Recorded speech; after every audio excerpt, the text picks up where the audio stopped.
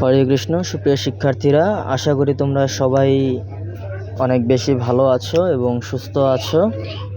তোমাদের সবারই নিজ নিজ স্কুলের বার্ষিক পরীক্ষা শেষ হয়ে গিয়েছে। তো আমি বলেছিলাম যে তোমাদের সবাইকে নিয়ে আমি একটি সাজেশনমূলক ক্লাসের আয়োজন করব।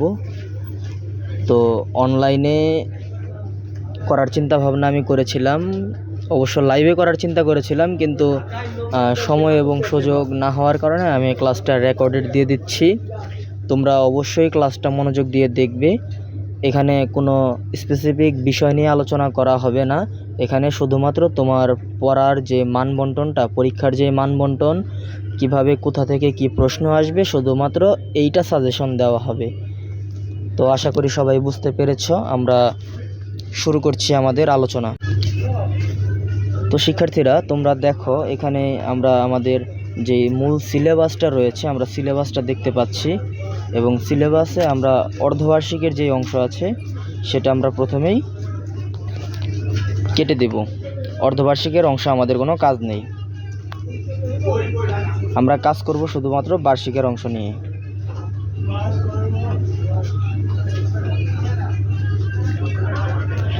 তো তোমরা প্রথমে দেখতে পাচ্ছ মঙ্গলাচরণ। সবাইকে দেখতে পাচ্ছ মঙ্গলাচরণ।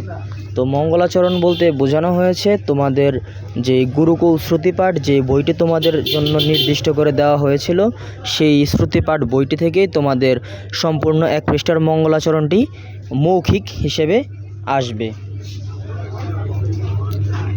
তার আগে আমরা মানবন্টনটা দেখে আসি, তাহলে তোমরা স্পষ্ট ধারণা পাবে। দেখো, মানবন্টনের ক্ষেত্রে তোমাদের লিখিত পরীক্ষার জন্য থাকবে 70 মার্কস টোটাল। 100-এর মধ্যে 70 থাকবে লিখিত অংশে, এবং মৌখিক বা ভাইবা যেটাই বলো না কেন সেখানে থাকবে 10 মার্কস। তোমরা যে নিয়মিত ক্লাসে উপস্থিত থাকো কি না তার উপর নির্ভর করবে তোমাদের উপস্থিতির 10 মার্কস। তোমাদেরকে একটি অ্যাসাইনমেন্ট দেওয়া হয়েছিল, সেটি হচ্ছে গীতার যে 18 অধ্যায় রয়েছে সেই 18টি অধ্যায়ের উপরে তোমরা নাম লিখে আনবা এবং ছোট ছোট করে ব্যাখ্যা লিখে আনবে।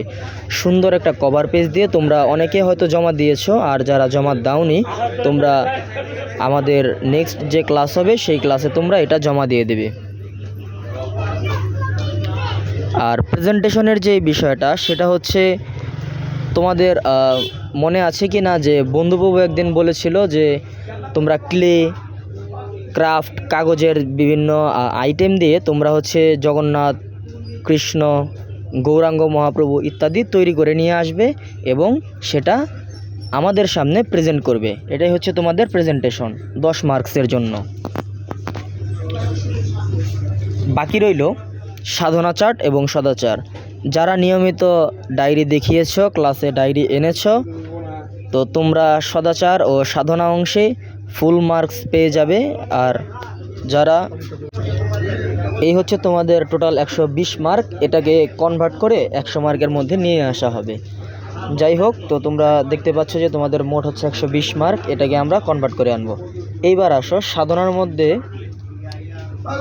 গোবিন্দ বিভাগের জন্য কিছু শর্তাবলী কেন্দ্রীয় যে অফিস, সেই অফিস কর্তৃক দেওয়া হয়েছে। সেটা হচ্ছে আমাদের মিনিমাম 2 মালা করে জপ করতে হবে, প্রতিদিন গ্রন্থ অধ্যয়ন করতে হবে 10 মিনিট, এবং ভগবানের সেবা, যে কোনো একটি সেবা, ন্যূনতম যে কোনো একটি সেবা হলেও করতে হবে। সেটা হতে পারে অর্চন, হতে পারে সেটা হতে পারে যে আরতি দেওয়া, সেটা হতে পারে ভগবানকে পুষ্প নিবেদন করা, অথবা তুলসী মহারানীর পরিচর্যা করা, বা যেটাই হোক না কেন, তো ভগবানের কোনো না কোনোভাবে কোনো না কোনো সেবায় নিয়োজিত থাকতে হবে। এটাই হচ্ছে কথা।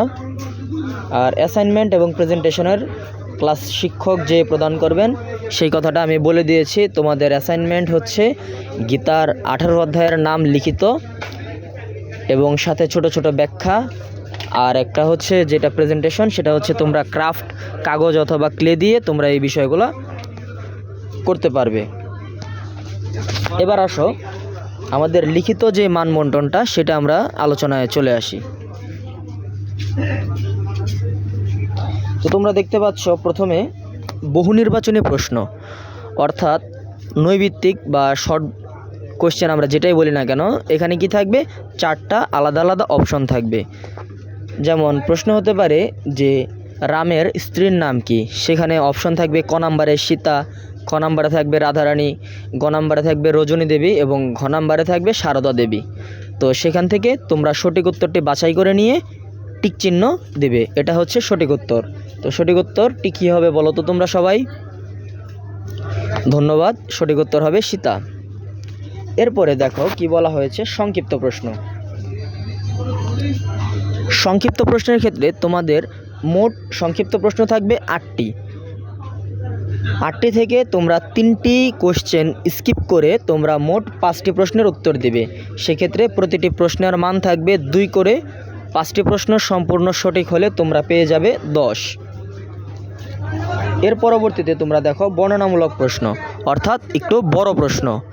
তো সংক্ষিপ্ত প্রশ্নগুলো হতে পারে 1 লাইন কিংবা 2 লাইনে, কিন্তু বড় প্রশ্নগুলো আর একটু লম্বা করে বা একটু বড় করে লিখতে হবে।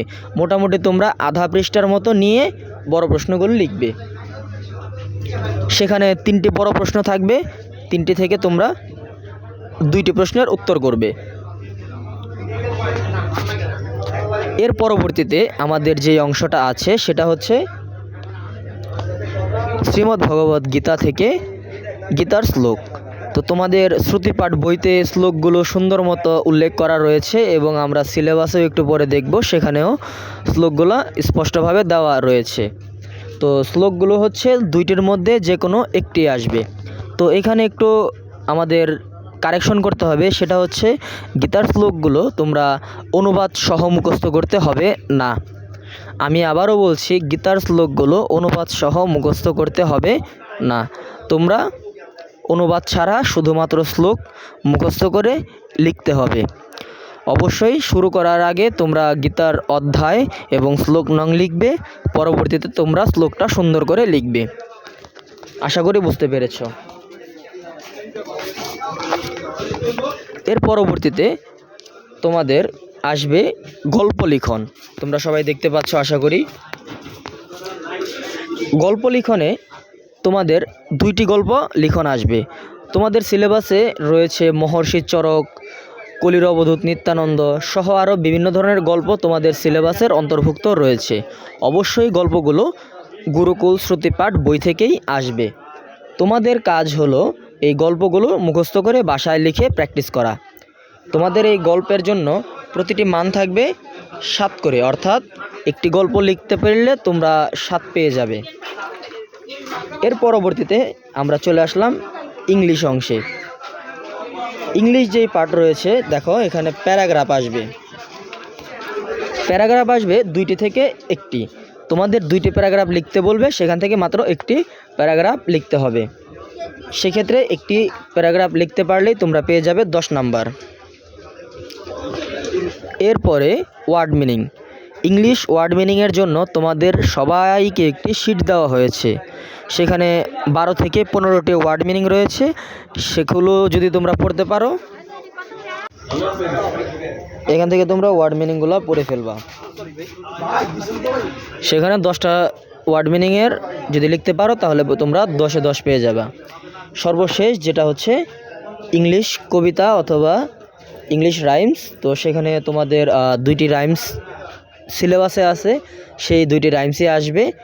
তোমরা যে কোনো একটি লিখলেই পেয়ে যাবে 7 নম্বর।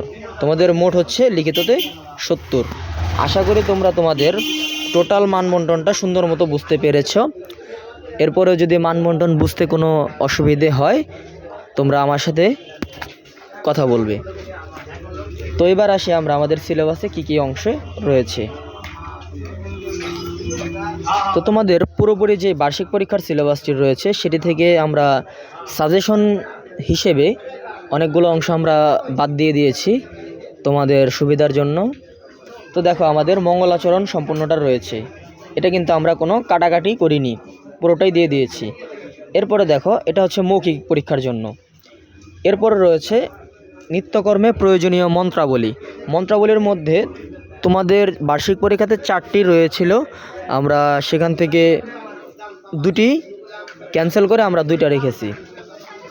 একটা হচ্ছে অধ্যয়নের পূর্বে আর একটা হচ্ছে মৃত্যু সংবাদে। এই 2টি পড়লেই হবে।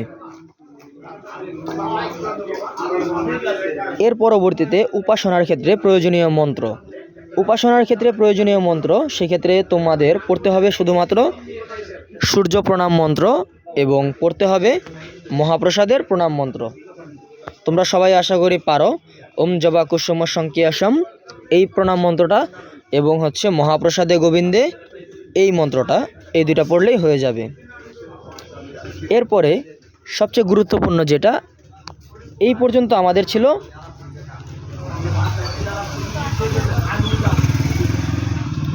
মৌখিক অংশ, এই পর্যন্ত ছিল আমাদের মৌখিক। তো সবাই আশা করি বুঝতে পেরেছ, এই নীল কালি যেই মার্ক করা এগুলো হচ্ছে আমাদের মৌখিক। এর পরবর্তীতে গীতার শ্লোক থেকে শুরু হবে আমাদের লিখিত অংশ।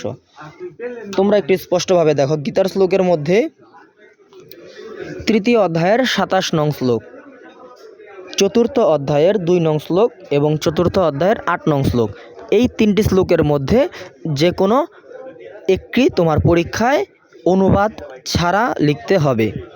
অবশ্যই অধ্যায়ের নাম এবং গীতার শ্লোকের নাম উল্লেখ থাকতে হবে। এর পরবর্তীতে বাংলা কবিতা। বাংলা কবিতার ক্ষেত্রে দেখো তোমাদের আসবে, তো তোমাদের কবিতা আসবে এইখান থেকে 2টি থেকে যে কোনো একটি কবিতা। গীতার 4 উপদেশ এবং শ্রীবাস পণ্ডিত।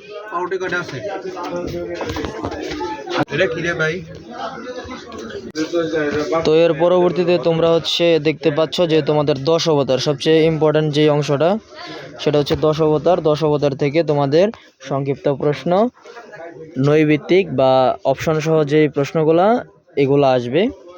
এর মধ্যে রয়েছে সব অবতার কিন্তু আমরা দেইনি, বলরাম অবতার এবং কল্কি অবতার, এই 2টা থেকেই আসবে।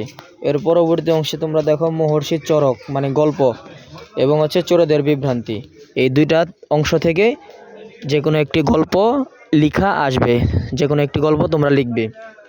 এর পরবর্তীতে আমাদের রয়েছে শিল প্রভুপাদ, এটা তোমরা শ্রুতিপাঠ বইয়ের মধ্যে পেয়ে যাবে। এটা থেকেও সংক্ষিপ্ত প্রশ্ন এবং বড় প্রশ্ন আসবে।